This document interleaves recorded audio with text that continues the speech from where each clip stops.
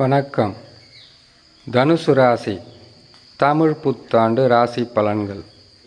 தனுசு ராசிக்காரர்களுக்கு தமிழ் புத்தாண்டில் தடைகள் விலக, நற்பலன்கள் அதிகரிக்க சில பரிகாரங்களை சொல்லப்படும், கேட்டு பயன்பெறலாம். தனுசு ராசிக்காரர்களுக்கு குரு, சனி, ராகு, கேதுக்கள் என்று சொல்லக்கூடிய ராஜ கிரகங்களால் இத்தமிழ் புத்தாண்டில் எத்தகையான நற்பலன்களும் சிறு தடைகளும் அசுப பலன்களாக இருந்தால் பரிகாரங்களும் சொல்லப்படும். தனுசு ராசிக்காரர்களுக்கு 6ஆம் ராசியில் குரு. 6லே குரு வந்தால் போராட்டங்கள் அதிகரிக்கும். கஷ்ட நஷ்டங்கள் தலைக்கு மேல் போய் பல பிரச்சனைகளை கொடுக்கும். எடுக்கின்ற முயற்சிகளில் வெற்றி என்பது எளிதில் கிடைக்காது. பொருளாதாரத்தில் வீழ்ச்சியும், சந்தோஷமில்லாத தன்மையும், குடும்பத்தில் பிரச்சனைகளும், எடுக்கின்ற அனைத்து செயல்களிலும் சிறு தடைகளோ அல்லது தாமதங்களோ ஏற்படலாம். இப்படிப்பட்ட பாதகங்களை செய்யக்கூடிய ஸ்தானத்தில் குரு பகவான். இது பாதகமல்ல, உங்களுக்கு மிகவும் விழிப்புடன் இருக்கக்கூடிய நிலைகளை மாற்றி உங்களுக்கு கொடுக்கக்கூடிய பலனாகவே மாறும். குரு பகவான் 6ஆம் இடத்தில் இருக்கும்போது தனுசு ராசியினுடைய அதிபதி குரு பகவான் 6ஆம் இடத்தில் அமருவது ரண ரோக சத்ருஸ்தானம் சொல்லுவாங்க.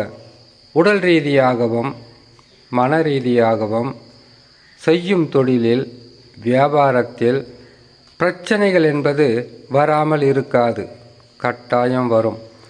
அப்படி வரும்போது உங்களுக்குள் இருக்கக்கூடிய தைரியம், தன்னம்பிக்கை வெளிப்படும்.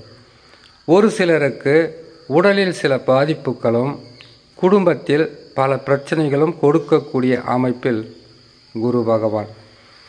இந்த குரு பகவானை பொறுத்தவரையில் ஜென்ம ராசியில் இருந்தாலும் சரி, 3ஆம் இடம், 4ஆம் இடம், 6ஆம் இடம், 8ஆம் இடம், 10ஆம் இடம், 12ஆம் இடம், இந்த இடங்களில் குரு பகவான் பெயர்ச்சியாகி அமரும்போது அதிகப்படியான துன்பங்களை கொடுப்பார். பொருளாதாரத்தில் வளர்ச்சி என்பது அவ்வளவு சிறப்பாக இருக்காது, மந்த நிலையில் இருக்கும். இதற்கு பரிகாரமாக குரு தட்சிணாமூர்த்தியை வணங்குவதும், பிரச்சனைகள் அளவுக்கு மீறி இருந்தால் சிவபெருமானை வணங்குவதும் மிகவும் உங்களுக்கு உதவியாக இருக்கும். அடுத்தது ராகு கேது. ராகு பகவான் 4ஆம் இடத்தில் இருப்பது பாதகத்தை தரும். ஆனால் கேது பகவான் 10ஆம் இடத்தில் இருப்பது நற்பலன்களை தரும். ராகு பகவான் சுகஸ்தானத்தை பாதிப்பார். முயற்சிகளுக்கு பெரிதளவு வெற்றியை கொடுக்க மாட்டார். உடல் நலத்தில் சில பாதிப்புகள் வரலாம். ஒரு சிலருக்கு தசா சரியில்லை என்றால் பாதகங்கள் அதிகரிக்கலாம். ஆனால் கேது பகவான் 10ஆம் இடத்தில் இருக்கும்போது தொழிலில் வளர்ச்சியை கொடுப்பார், முன்னேற்றங்களை கொடுப்பார். இடமாற்றம், தொழில் மாற்றம், வியாபார மாற்றம் என்று மாற்றங்களை கொடுத்து அந்த மாற்றத்தால் பல வகையிலும் அலைச்சலும், திரிச்சலும், மன உளைச்சலும் கொடுப்பார். இல்லை என்று சொல்ல முடியாது. ஆனால் இதற்கு பின்னால் கேது பகவானுடைய மிகப்பெரிய ஒரு நற்பலன் கலந்திருக்கும்.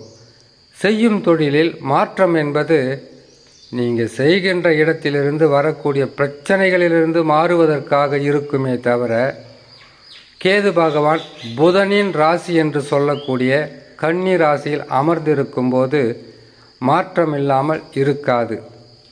அப்படி மாற்றம் பெற்றால் ராகு பகவான் செய்கின்ற கெடு பலன்களையும், குரு பகவான் தருகின்ற பாதக பலன்களையும் சரி செய்யும் வகையில் கேது பகவானால் உங்களுக்கு தொழிலில் வளர்ச்சியை கொடுப்பார், மாற்றம் ஏற்பட்டால்.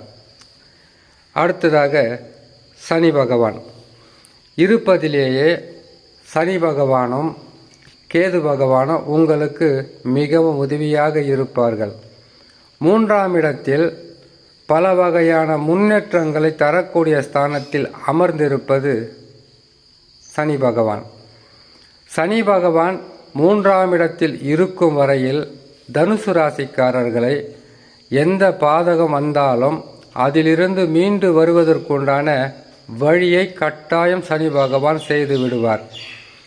எத்தனை பாதகங்களாக இருந்தாலும் பிரச்சனைகளாக இருந்தாலும் அதற்கு நீங்களாகவே முற்றுப்புள்ளி வைக்கின்ற அளவிற்கு அறிவாற்றலை கொடுத்து செய்யும் செயலால் உங்களுடைய திறமையால் வெற்றி பெற வழி கொடுப்பது தான் சனி பகவான். ஆனால் குரு பகவான் துணை இல்லாமல் சனி பகவான் உங்களை காப்பாற்றுவதற்கும் பிரச்சனைகளிலிருந்து உங்களை விடுபட வைப்பதற்குமே சரியாக இருக்கும். இந்த நிலையில் இருக்கின்ற தனுசு ராசிக்காரர்களுக்கு தசா நல்ல நிலையில் அமர்ந்து விட்டால் உங்களுக்கு மிகப்பெரிய ஒரு நற்பலன்கள் இருக்கும் கேதுவால். கேது பகவான் 10ஆம் இடத்தில் இருக்கும்போது தசா என்பது யோக தசாவாக இருந்தால் மிகப்பெரிய ஒரு முன்னேற்ற பாதைக்கு கொண்டு செல்வார். தசாவும் சரியில்லாமல் இருந்தால்தான் பாதகம் என்பது சற்று அதிகமாகவே இருக்கும். அப்படி பாதகங்கள் அதிகமாக இருக்கின்ற சமயத்தில் நாம் செய்யக்கூடியது பரிகாரங்கள், குலதெய்வ வழிபாடு, இஷ்ட தெய்வ வழிபாடு, நவகிரக சாந்தி.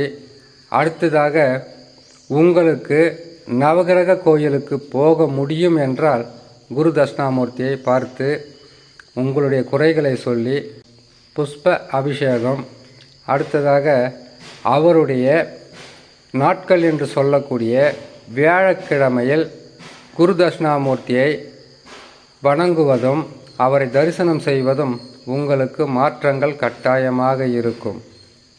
ஆனால் தனுசு ராசிக்காரர்களுக்கு பெரிதளவு பாதகம் என்று சொல்வதற்கு ராகுவும் குருவும் தவிர மற்ற ராஜகிரகங்களில் சனி பகவானும் கேது பகவானும் பலமாக இருப்பதினால் சில பிரச்சனைகள் வந்து உங்களுக்கு விலகி செல்லக்கூடிய அளவுக்கு தான் இருக்குமே தவிர பெரிய பாதகமாக இருந்தால் கட்டாயமாக உங்களுடைய ஜாதகத்தில் தசா சரியில்லாதவர்களுக்குத்தான் இத்தகையான பாதகமாக இருக்கும். இருந்தாலும் குலதெய்வ வழிபாடு செய்வது உங்களுக்கு மாற்றங்களை கொடுக்கும், முன்னேற்றங்களை கொடுக்கும், பிரச்சனைகளிலிருந்து உங்களை காப்பாற்றும் என்று சொல்லி இன்னொரு நல்ல பதிவில் உங்களை நான் சந்திக்கிறேன். நன்றி, வணக்கம்.